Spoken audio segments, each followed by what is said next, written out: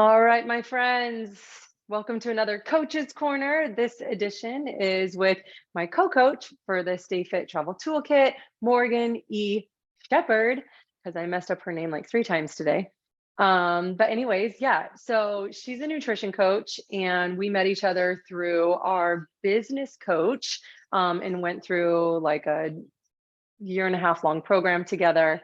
And this is like a cool project that we put together, but I wanted to bring Morgan on just to talk about like all three things: travel, nutrition, and just maybe like nutrition in general. Because I feel like I have some answers, but I like that we are probably different in our approach. And I would love to ask you some questions too.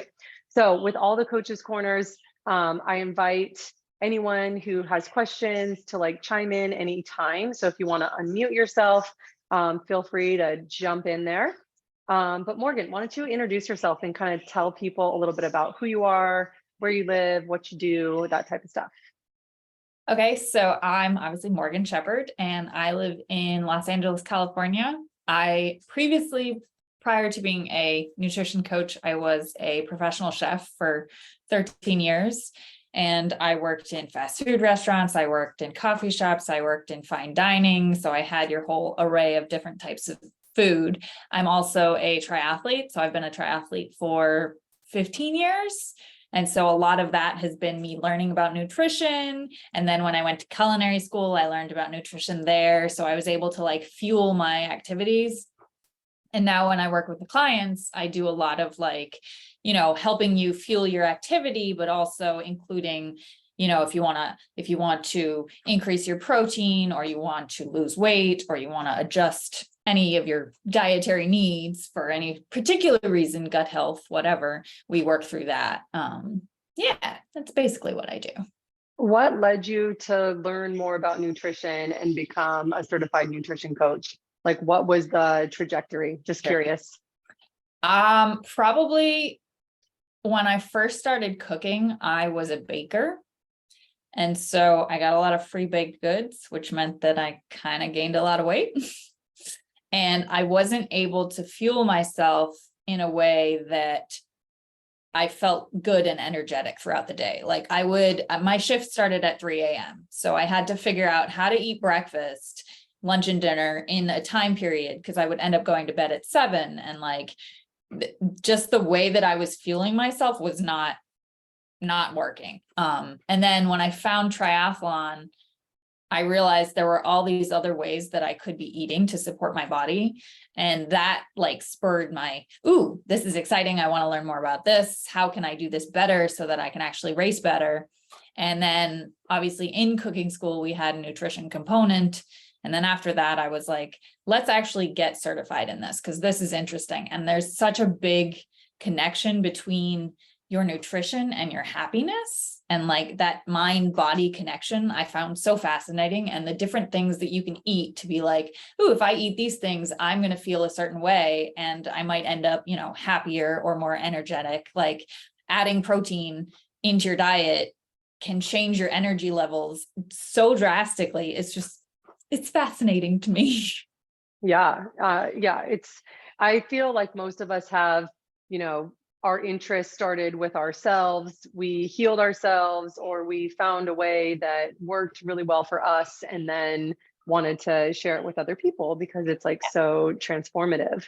I'm so fascinated by your background in like working in restaurants, and I'm even more like, I don't know, like, I don't think I knew that necessarily about you when I asked you to write the nutrition portion of the Stay Fit Travel Toolkit. I didn't know that you had worked in restaurants for 15 years. And so I think that you bring much more knowledge to like what you're actually getting at restaurants than most people even know. Is it that, does that make it scarier, or does that, like, what do you think about, cooking at home versus like what you're getting at a restaurant? Like, what do people not know? There's probably a whole lot more salt and oil than you realize. And that adds up really quickly. Yeah. But And if you order in a certain way, you can get what you want. And also realize that even if the chef is, a mean person and says no, you know, at least you asked. Because I know a lot of times I worked for chefs who were like, oh, we're not going to make anything vegan. We're not going to cater to anybody. If you ask for any substitutions, we don't do that. But find restaurants that do, because they do exist. And there are people who will make those modifications for you. And then you can feel more comfortable having a meal out rather than feeling like, oh, I'm going to eat 10 gallons of oil. And we're just kind of for this hypothetical, let's just assume that someone's generally just trying to eat healthier. They're not necessarily following like a paleo diet or a vegan diet or anything like where stuff is like totally off limits. But if someone's just generally trying to eat healthier, I mean, what would you suggest in terms of like restaurant ordering? Are we talking like more grilled things instead of fried, or sauces on the side? Like, what are we talking about here? What are your like maybe like the top 3 things that you would suggest people order in a way that would come out healthier? Yeah, definitely grilled over fried. Even baked over fried is better than fried. And if you can sauce on the side, I know some places won't do it, and it depends entirely on the sauce.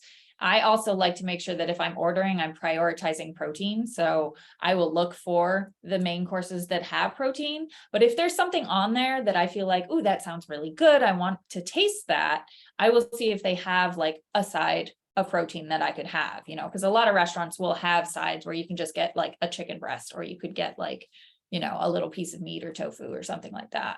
So those I think are my priorities. And then making sure like, you know, I know the pasta dishes are delicious, but if you are going to have the whole thing of pasta, maybe split it in half and have a salad as well. Cause like, yes, it's delicious to eat all of it, but you don't eat all of it. And you'll feel uncomfortable if you eat the whole meal, because restaurant portions are like quadruple the size they need to be. Right. And if you are eating with someone, maybe, and I used to hate this when I was like a little bit more strict in my nutrition and diet. Like I wouldn't want to share meals because I like would kind of hoard food and be like, no, this is my meal and this is what I decided was healthy enough. But now that I'm a little bit more flexible and I realize that like this meal is not going to suddenly make me gain 5 pounds, sharing things. So like for my husband, like what sounds really good to you? I was thinking about this. Would you like to share? And maybe like sharing the pasta dish and the salad dish or something like that. But yeah, I feel like sometimes we forget that there's a such thing as a to-go container, and we can like stretch that meal out, and it could be lunch tomorrow or a snack for later or whatever, especially when we're traveling and we don't have all of our snacks and refrigeration, you know, all the things that we usually have. It's nice to have some other snacks so that we don't get overly hungry and then want to eat our arm off later. And I think that I have some clients who will literally come into the restaurant, order what they want, and be like, hey, can you divide that for me and put it in a container already before it even gets to the table? Yeah, love it. I think it's so funny that like in order to eat better, the first thing that we as humans do is like go out and buy the entire grocery store of food. Like, isn't that such human nature? We're like, I'm going to eat better. I'm going to go to the store and get like $600 worth of groceries. And I don't know, it just is funny to me because I'm like, we're trying to potentially like eat less. So we could just eat less, but we go, you know, buy 6,000 things. But I know the reason why is because we want to eat more of the healthy things and like have that front and center and ready to go, so that we're not going for like the late night pizza or, you know, what everyone else is eating that might not be best for our goals.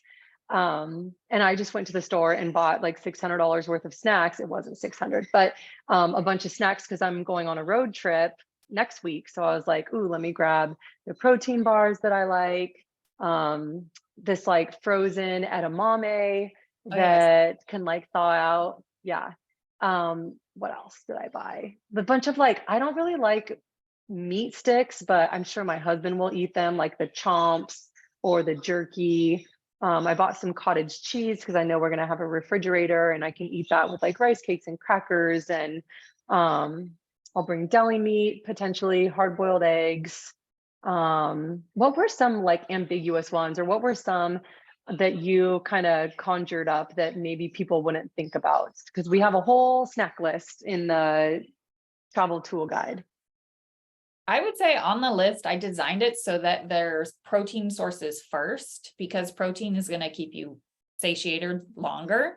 And I know one for me is there's these Lenny and Larry cookies that are, it's like 16 grams of protein for a cookie, which it's better. It tastes better to me than a protein bar. So that's why I like it better.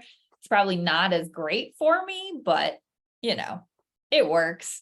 Yeah. I also really like to grab nuts just because they do keep you full longer, and they have that extra bit of fat that, I try and prioritize. Definitely fruit. I'm always like carrying an apple or a banana or something that's not gonna like go bad in a certain situation. Yeah. Let's see. I think those are my main ones. Obviously, if you have refrigeration, like you said, deli meat, hard-boiled eggs, those types of things. Hummus is also really good with some veggies. Like they make those like cut up veggies now. They come in like a package. You can get those. And I know we talked about those Starbucks protein packs that they have now. You can make your own version of that. Trader Joe's actually had some like probably knockoff, egg bites. I mean, it was Trader Joe's brand, but it very much like, they obviously got that from Starbucks probably. And so I bought one set. It was, I don't remember, like spinach and whatever it was, but it's pretty expensive. So I just got one. I'm like, I don't know if these are good or not, but we'll try it out. And then they also had the oatmeal, like overnight oats, but I didn't love like the price point. And I was like, if I want to, I can just bring, some dry oatmeal and, mix it with water or whatever and make my Same own. with But I the egg bites. You can make those yourself in like a little muffin tin. yeah, And and bring them. I think I'm way too lazy to do something like that, but I appreciate the idea for someone else. um, yeah, so let's talk a little bit about, I don't know, just nutrition philosophy when you're traveling. Um, this is, I don't think, the time to like really stress out about like being on a plan or um like feeling like you're gonna make progress when you're on vacation. But what do you suggest people, like how do you suggest that people sort of chill out a little bit before they go on their vacation or their trip or whatever? I would say honestly, realize that you obviously, like you said, you're not going to lose weight while you're on vacation. That's not the point. You're supposed to be having fun. But also, just because you're on vacation doesn't mean you have to overdo it.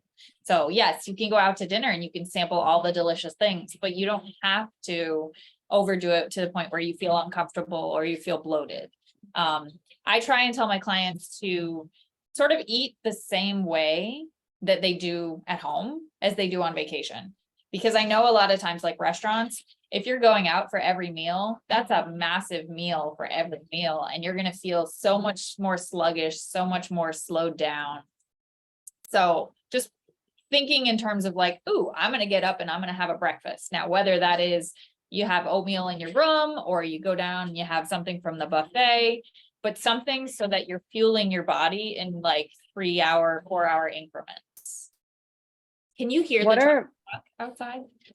No, I can't, but I'm sure you can hear my daughter's iPad playing in the next room. So No, I can't. So perfect. I was gonna say, like mention too, you have a nutrition certification called Mod 365, and there is a lesson or concept in there called daily nutritional commitments that even though I'm not Mod 365 certified, I like to use those in my own life and talk about them a little bit with clients, especially after we're transitioning out of counting macros or tracking macros and just kind of having just living in like maintenance land. yeah. And when I go on vacation, I try to pick like 1 or 2 daily nutritional commitments that aren't, my regular like at least 100 grams of protein, or things that like I'm not going to track or I'm not going to necessarily care about, but maybe just having protein in every meal in some capacity, or drinking a glass of water in between every alcoholic drink that I'm drinking. And then one that I really like lean on when I'm traveling is eating to 80% full, and eating slowly, because if there's ever a time that you should be just enjoying a meal and not rushing and doing 6,000 different things while you're shoveling food into your face, I would say it's on vacation. And we never have to overly stuff ourselves. Like, that's a choice that we make. No one is force feeding us. And so I really like to think about just eating slowly, and so you can feel how full you are or not, and just eating to satiety. Hi, Mary. I want to see how far I can jump. I do want to see how far you can jump. I'd also say, like, if you're on vacation with other people, don't ever feel pressured to order what they want. I know a lot of my clients are like, oh, well, I had to order that because they were going to have that, and I felt like I needed to do that. And like, you can make your own choices. You're an adult and stand up for what you want, like. Yeah. And you have a bunch of like mindset tips or just things to think about as you're going into and coming out of vacation. Can you share a little bit about like what you talk about in terms of, just relaxing into it and then sort of getting back to your regular life afterwards? I'd say in terms of like relaxing into it, for me and for a lot of my clients, thinking about what meals I'm going to indulge in, where those are going to be. If I'm going to have like one meal out at a restaurant a day, what am I doing for the other meals? And at least having a plan. I like to call it structured flexibility, because obviously I'm still going to go with the flow, but I want to have an idea of like, well, what are the options available to me? So I'll do a little research prior to going on vacation. I'll find like what are the restaurants that are available and like what the buffet is going to have, that kind of thing, but nothing like strenuous where I'm like locked into a decision. And then on coming back, don't go crazy. Just take those first 2 weeks and ease into reality again, because your body is going to be a different weight and you are going to feel bloated, and it's going to take some time to adjust, and be compassionate with that, And like get back to what you normally do as soon as possible, because I know from experience, and my clients have told me this too, going back to, eating protein with every meal and maybe tracking again, or eating the food that you're used to eating that like feels good to you. About a week or so of being on track with that, you're going to feel 100 times better, because you're just going to be like, all right, this is me, this is my body again. It takes like a week or so to let things settle out, but I think the sooner we do that, the better you feel. And yeah, like we all just want to feel our best all the time. So yeah, I would definitely encourage just getting back to what you normally do as soon as possible. Okay, so I kind of knew that you didn't eat a lot of meat, but I wasn't aware that you're a vegan. And I'm so curious, because you post meals on Instagram all the time where you're like, this has 20 grams of protein or 30 grams of protein or whatever else. What are your like primary sources of protein that aren't animal products?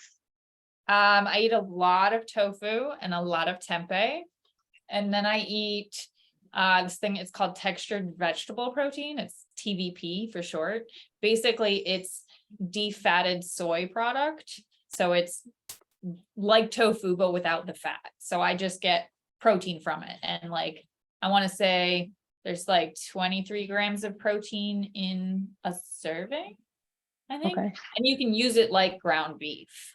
And it's what, like, if you go into the store and like they have those meat products, fake meat products, that's what it's made of. So I just buy it in bulk, and then I can get it for cheaper rather than buying like Gardein virgin ground beef or something like that. That's going to be like $12 a bag or something. Yeah. So I eat a lot of that. I eat a lot of beans. I don't really count beans as protein because they're more of a carb, but that gets into like, the science of Semantics. macros. Well, yeah, and nuts too. Like when people are like, "Oh, but I had peanut butter on it." I'm like, "That's the fat." But yes, there is protein in it, and all those things add up, especially if you're, trying to track and see how much protein you're actually eating. Like, sure, there might be a few grams protein in your nut butter, or 6 to 10 grams of protein in your serving of beans, stuff like that. And it is important to be aware of that because, yeah, it all counts. And there's a lot of like protein pastas now and protein oats and those types of things. So there's ways you can do it. It is a lot more challenging. And, while I am vegan, I don't necessarily push that on anybody because it is so hard. Yeah. But, I'm also working towards like more muscle goals than anything else. So it's different than like a normal person who's just trying to hit a regular amount of protein. Yeah. What is it like for animal? Like you don't want to eat an animal, or is it like for those reasons?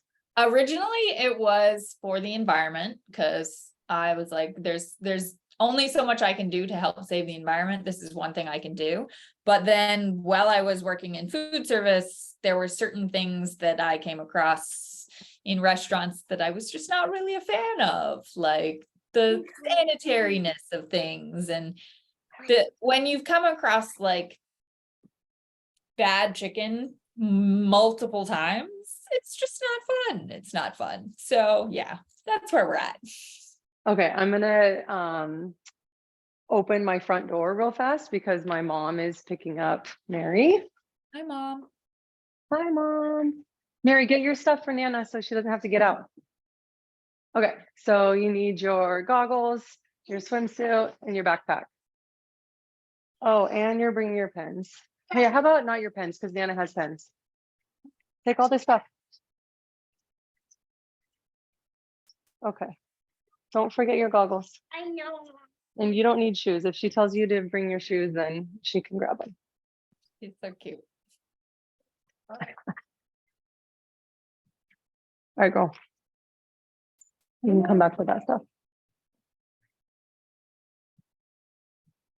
Adventure.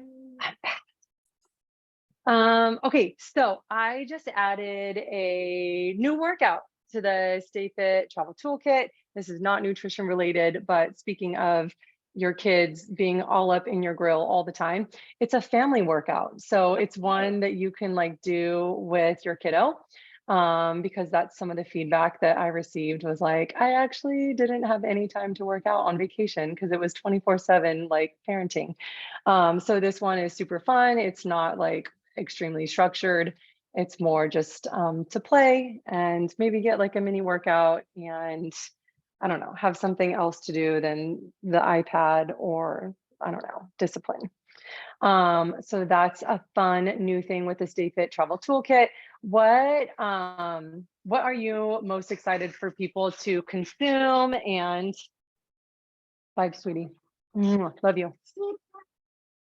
What are you most excited for people to consume in the Stay Fit Travel Toolkit? I'd say obviously the workouts because they're fabulous, but from the perspective of someone who is stressed about traveling, stressed about how to order at a restaurant while they're away from their controlled kitchen, I'd say them getting confidence from the travel toolkit, because we have so many different tips on how to do that and how to feel confident at a restaurant, at a buffet, if you're taking a plane or a road trip or whatever, and having people have the confidence to know that they're able to order whatever they want and still feel good about it. That's probably what the biggest takeaway would be. Yeah, I love that because I think, the reason why we put this together was, questions from clients about like, okay, this is all great. And I feel great going into vacation. I've been working hard to gain muscle and lose fat and, trim down for this trip. And then like, I'm completely sort of ill-equipped to eat healthy or exercise while I'm gone. So this is sort of an answer to those questions like, read all this information. Here's all the snacks to bring. Here's how to navigate restaurants, drinking, fast food, and then like a whole bunch of different workout options, whether you have equipment or you don't, dumbbells, kettlebells, resistance band, like all the things.